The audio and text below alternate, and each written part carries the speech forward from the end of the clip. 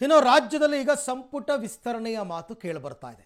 ಸಂಪುಟ ವಿಸ್ತರಣೆಯ ಜೊತೆಗೇನೆ ಸಭಾಪತಿ ಅಂದ್ರೆ ವಿಧಾನ ಪರಿಷತ್ ಸಭಾಪತಿ ಹುದ್ದೆಯನ್ನು ಕೂಡ ಬದಲಾವಣೆ ಮಾಡೋದ್ರ ಬಗ್ಗೆ ಚರ್ಚೆ ಆಗ್ತಾ ಇದೆ ಅನ್ನೋ ಮಾತುಗಳು ಕೇಳಿ ಬರ್ತಾ ಇದೆ. ಬಸವರಾಜ ಹೊರಟ್ಟಿ ಸ್ಥಾನದ ಮೇಲೆ ಕಣ್ಣಿಟ್ಟಿದೆ ಕಾಂಗ್ರೆಸ್. ನಮ್ಮವರೇ ಆಗಲಿ ಕಾಂಗ್ರೆಸ್ನವರೇ ಅಂತ ಸಂಪುಟ ವಿಸ್ತರಣೆಯ ಜೊತೆಗೆ ಸಭಾಪತಿ ಹುದ್ದೆಗೆ ಕಾಂಗ್ರೆಸ್ ಕಣ್ಣಿಟ್ಟಿದೆ. ಬಿಜೆಪಿ ಸದಸ್ಯರಾಗಿರುವ ಹಾಲಿ ಸಭಾಪತಿ ಬಸವರಾಜ ಹೊರಟ್ಟಿ ಅವರು ಕಾಂಗ್ರೆಸ್ ಸದಸ್ಯರನ್ನ ಸಭಾಪತಿ ಮಾಡೋ ಬಗ್ಗೆ ಕಾಂಗ್ರೆಸ್ನಲ್ಲಿ ಈಗ ಚರ್ಚೆ ನಡೀತಾ ಇದೆ. ಸಭಾಪತಿ ಸ್ಥಾನದ ಮೇಲೆ ಕಾಂಗ್ರೆಸ್ನ ಹಿರಿಯ ಸದಸ್ಯರು ಈಗಾಗಲೇ ಕಣ್ಣಿಟ್ಟಿದ್ದಾರೆ. ಸಚಿವ ಸ್ಥಾನ ಏನಾದರೂ ಸಿಗದೇ ಇದ್ರೆ ಸಭಾಪತಿ ಸ್ಥಾನ ಪಡೆಯೋದಕ್ಕೆ ತೆರೆಮರೆಯ ಕಸರತ್ತು. ಸಂಪುಟ ಪುನರ್ರಚನೆ ಆದರೂ 2 ಸ್ಥಾನ ಪರಿಷತ್ ಸದಸ್ಯರಿಗೆ ಕೊಡಬಹುದು. ಆದರೆ 7-8 ಜನ ಪರಿಷತ್ನಲ್ಲಿ ಸಚಿವ ಸ್ಥಾನದ ಆಕಾಂಕ್ಷಿಗಳೇ ಇದ್ದಾರೆ.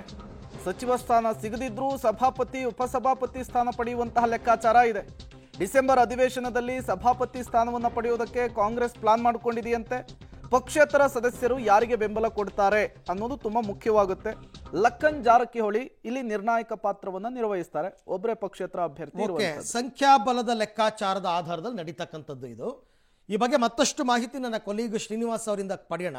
ಶ್ರೀನಿವಾಸ್, ಸಂಖ್ಯಾಬಲವನ್ನು ನೋಡೋದಾದ್ರೆ ಕಾಂಗ್ರೆಸ್ ಬಿಜೆಪಿ JDS ಮತ್ತು ಸಭಾಪತಿ ಸಮವಾಗಿದೆ. 37ಕ್ಕೆ ಬರುತ್ತೆ, ಕಾಂಗ್ರೆಸ್ಸು 37ಕ್ಕೆ ಬರುತ್ತೆ. ಅಲ್ಲಿಗೆ ಒಬ್ಬರು ಪಕ್ಷೇತರರು ಲಖನ್ ಜಾರಕಿಹೊಳಿ ಅವರ ಸಪೋರ್ಟ್ ಯಾರಿಗಿದೆ, ಸದ್ಯಕ್ಕೆ ಯಾರಿಗೆ ಸಪೋರ್ಟ್ ಮಾಡ್ಬೋದು? ಒಂದು ವೇಳೆ ಬಸವರಾಜ ಹೊರಟ್ಟಿ ಸ್ಥಾನ ತ್ಯಜಿಸಬೇಕಾಗಿ ಬಂದರೆ ಕಾಂಗ್ರೆಸ್ನಲ್ಲಿ ಪ್ರಬಲ ಆಕಾಂಕ್ಷಿಗಳು ಯಾರು? ಅರವಿಂದ್, ಪ್ರಮುಖವಾಗಿ ನಂಬರ್ ಗೇಮ್ ನೀವು ಹೇಳಿದಾಗೆ ವಿಧಾನ ಪರಿಷತ್ನ ಸಭಾಪತಿ ಸ್ಥಾನಕ್ಕೆ ನಂಬರ್ ಗೇಮ್ ಮುಖ್ಯ. 75 ಸ್ಥಾನಗಳ ಪೈಕಿ ಈಗ ಕಾಂಗ್ರೆಸ್ನ ಬಳಿ 37 ಸ್ಥಾನ ಇದೆ. ಬಿಜೆಪಿ JDS ಒಟ್ಟಾಗಿ ಸಭಾಪತಿಗಳ 1 ಸ್ಥಾನ ಸೇರಿದ್ರೆ 37 ಸ್ಥಾನ ಆಗುತ್ತೆ. 2 ಪಕ್ಷಗಳಂದ್ರೆ 3 ಪಕ್ಷ ಸೇರಿ 74 ಸ್ಥಾನ ಆಗುತ್ತೆ. ಒಂದು ಲಖನ್ ಜಾರಕಿಹೊಳಿ ಪಕ್ಷೇತರ ಅಭ್ಯರ್ಥಿಯಾಗಿ ಇರುವಂತದ್ದು. ಅವರು ಯಾರಿಗೆ ಬೆಂಬಲ ಕೊಡ್ತಾರೆ ಅನ್ನುವಂಥದ್ರ ಮೇಲೆ ಸಭಾಪತಿ ಬದಲಾವಣೆ ಆಗ್ತಾರಾ, ಯಾರಾಗ್ತಾರೆ ಅನ್ನುವಂಥದ್ದು ಪ್ರಮುಖವಾಗುತ್ತೆ. ಒಂದು ಆಡಳಿತ ಪಕ್ಷ ಇರೋ ಕಡೆ ಸಹಜವಾಗಿ ಪಕ್ಷೇತರ ಸದಸ್ಯರು ಬೆಂಬಲ ಕೊಡುವಂತದ್ದು ಹಿಂದಿನಿಂದ ನಡ್ಕೊಂಡು ಬಂದಿದೆ. ಮತ್ತೆ ಲಖನ್ ಜಾರಕಿಹೊಳಿ ಅವರು ಸತೀಶ್ ಜಾರಕಿಹೊಳಿ ಅವರ ಸಹೋದರ ಆಗಿರೋದ್ರಿಂದ ಆ ಮಾತುಕತೆಗಳೇನಾದ್ರೂ ಅವ್ರ ಜೊತೆ ಮಾತನಾಡಿದ್ರೆ ಬಹುಶಃ ಕಾಂಗ್ರೆಸ್ನ ಸದಸ್ಯರಿಗೆ ಬೆಂಬಲವನ್ನು ಕೊಡಬಹುದು. ಒಂದ್ ವೇಳೆ ಈ ರೀತಿಯಾದಂತಹ ಪರಿಸ್ಥಿತಿಗಳು ಬಂದ್ರೆ ಡಿಸೆಂಬರ್ನ ಅಧಿವೇಶನದಲ್ಲಿ ಸಭಾಪತಿಯನ್ನ ಬದಲಾವಣೆ ಮಾಡಬೇಕು ಅನ್ನುವಂತ ಕಾಂಗ್ರೆಸ್ನಲ್ಲಿ ಲೆಕ್ಕಾಚಾರ ಆಗ್ತಿದೆ.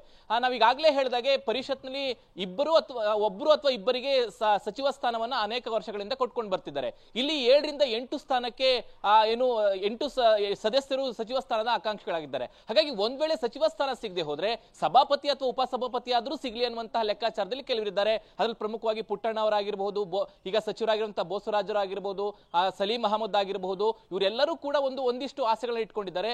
ಬೋಸರಾಜ್ ಅವರು ಸಚಿವರಾಗಿ ಮುಂದುವರೆದ್ರೆ ಇಲ್ಲಿ ಸಲೀಂ ಅಹಮದ್ ಆಗಿರಬಹುದು, ಪುಟ್ಟಣ್ಣ ಆಗಿರಬಹುದು, ಹೀಗೆ ಅನೇಕ ಜನ ಹಿರಿಯ ಸದಸ್ಯರಿದ್ದಾರೆ. ಅವರು ಕೂಡ ಈ ಒಂದು ಸಭಾಪತಿ ಸ್ಥಾನಕ್ಕೆ ಕಣ್ಣಿಟ್ಟಿದ್ದಾರೆ ಅನ್ನುವಂಥದ್ದು.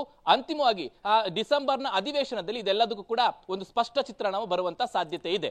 ಥ್ಯಾಂಕ್ ಯು, ತಮ್ಮೆಲ್ಲ ಮಾಹಿತಿಗೆ ಧನ್ಯವಾದ. ಬಟ್ ಲಖನ್ ಜಾರಕಿಹೊಳಿ MLC ಆಗುವಾಗ ಅವ್ರಿಗೆ ಸಪೋರ್ಟ್ ಮಾಡಿದ್ದು ರಮೇಶ್ ಜಾರಕಿಹೊಳಿ ಮತ್ತು ಬಾಲಚಂದ್ರ ಜಾರಕಿಹೊಳಿ. ಹಾಗಾಗಿ ರಮೇಶ್ ಜಾರಕಿಹೊಳಿ ಕೂಡ ಪ್ರಯತ್ನ ಪಡಬಹುದಲ್ಲ ಕಾಂಗ್ರೆಸ್ ಬಿಜೆಪಿ ಕಡೆ ಸಪೋರ್ಟ್ ಮಾಡಿ ಅಂತ. ನೋಡೋಣ ಅವರೇ ಇವಾಗ ನಿರ್ಣಾಯಕರು, ಏನ್ ತೀರ್ಮಾನ ತಗೊಳ್ತಾರೆ ಅಂತ.